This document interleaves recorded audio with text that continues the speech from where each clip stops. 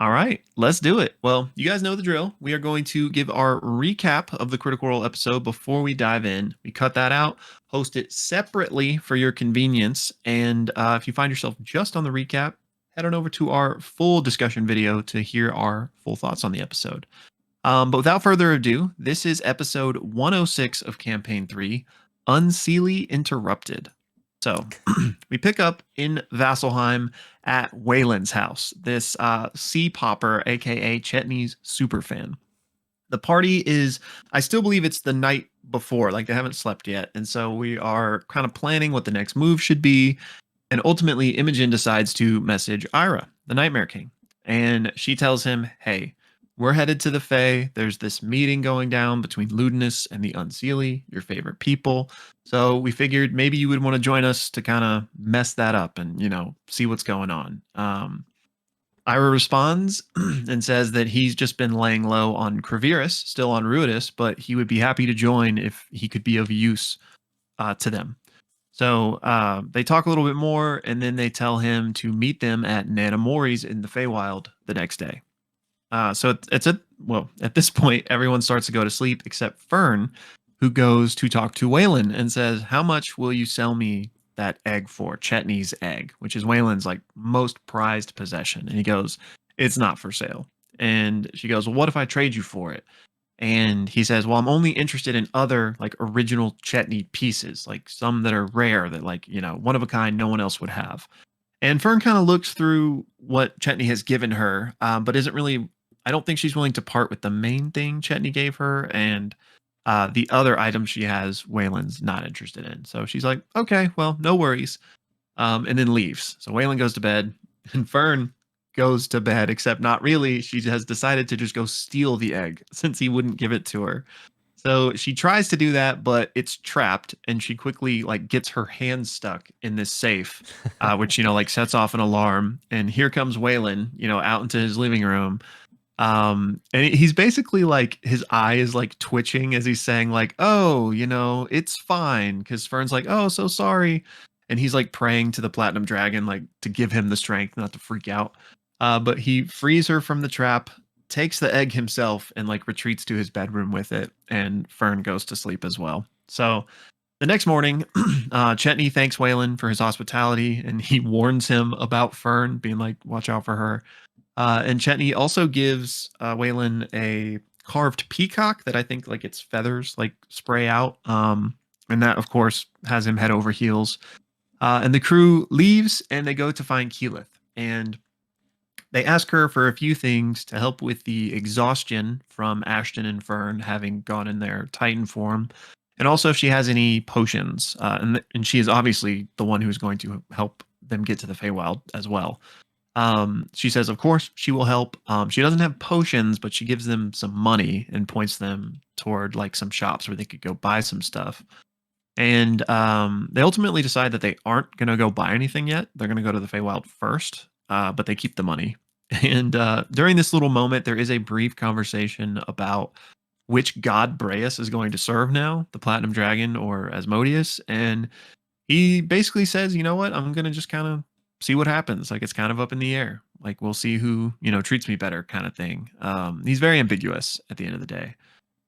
So Keyleth then escorts them to a nearby tree. She casts Tree Stride, which opens up this portal, or maybe it's transport via plants. I always get those two confused, but opens the portal to the Feywild, and they step in. And she basically says, just send me a message when you need to come back.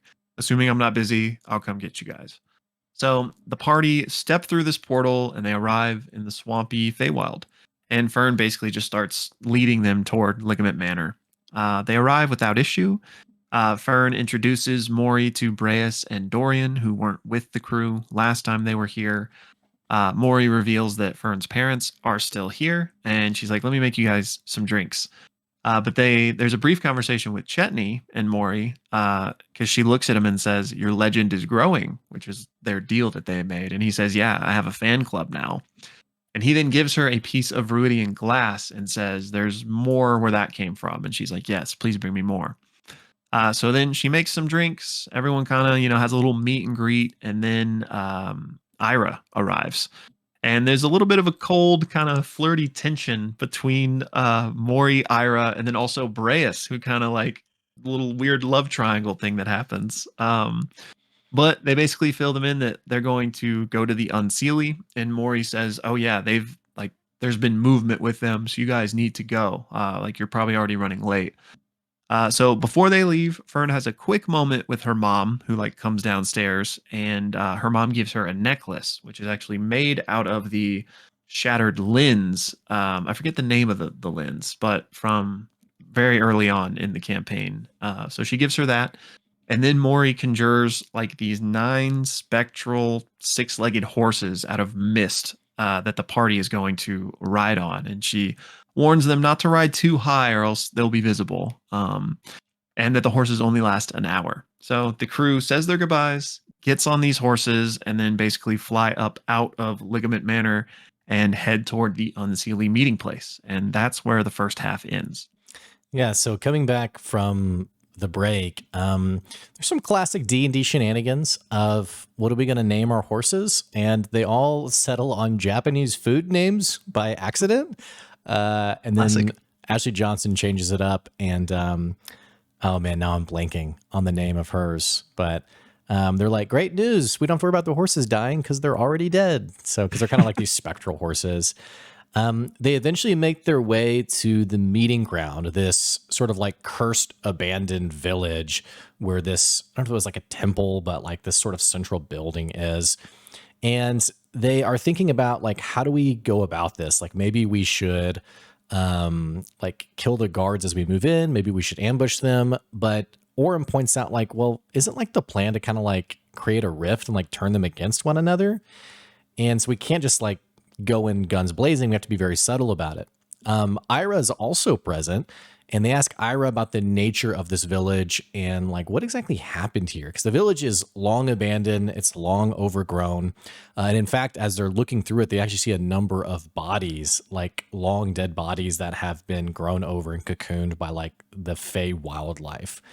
Ira basically talks about how, you know, the Feywild, for all of its like intricacies and mystique, that this was a village for people who were sort of like free-spirited and had sort of like their own sense of creativity. And Matt didn't say this, but I kind of took it as kind of like granola-y, like we're going to kind of do it our own way and kind of just see how things go.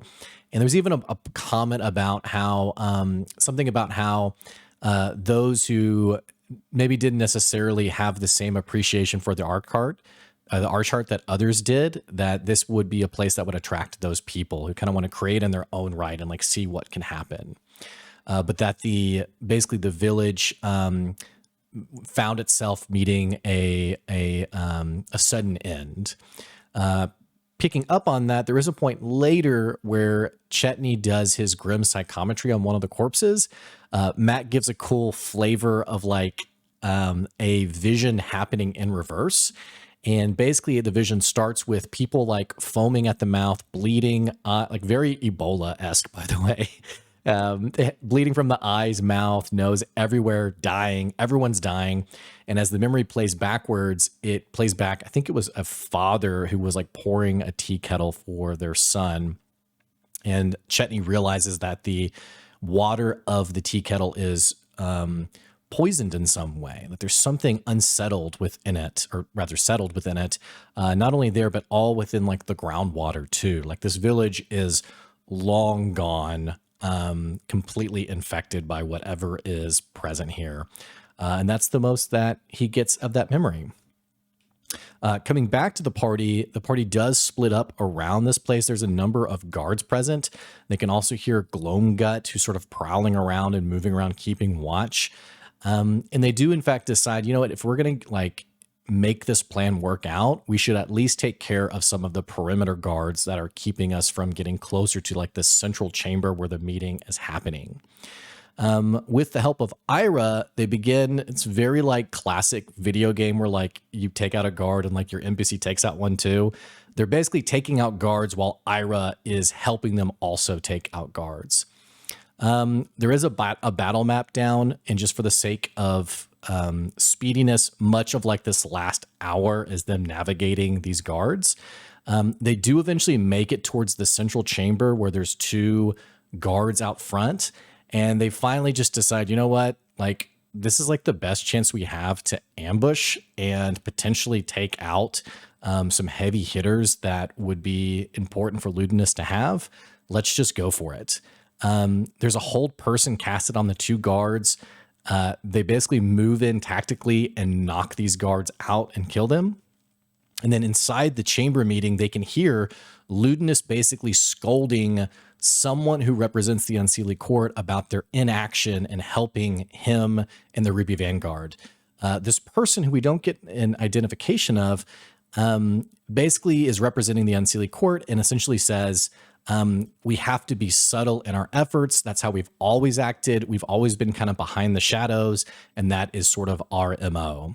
And Ludinus is essentially like, well, unless you want to continue to live under the control of the gods, essentially, I'm going to need something more from you, excuse me. And Ludinus also references what he calls an uncanny ambush, and basically says, like, I need your help against this army that's moving towards the Malleus Key. The voice presumably departs, and then Ludinus scolds Zethuda. And essentially, as they're moving out, the party decides that this is the perfect time for the ambush. And this is also when Gloamgut arrives. And I would say there's probably a good 5 minutes of the party freaking out over the actual scale of Gloamgut, which I always envision of like kind of this small little mini dragon mount.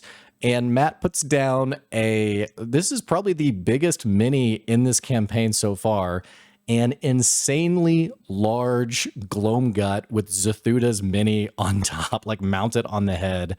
And we're presumably going to combat next episode. So that's where our episode ends. Episode 106, Unseelie Interrupted. If you're watching just the recap, click the link below to get our full discussion and also random detail. If you like these recaps cut out as their own separate video, tell us to keep doing them. But if otherwise you'd like it just to stay as one singular video, we've been talking about, do we want to keep pulling these out or not? Let us know what you think. All that to say, let's dive into it.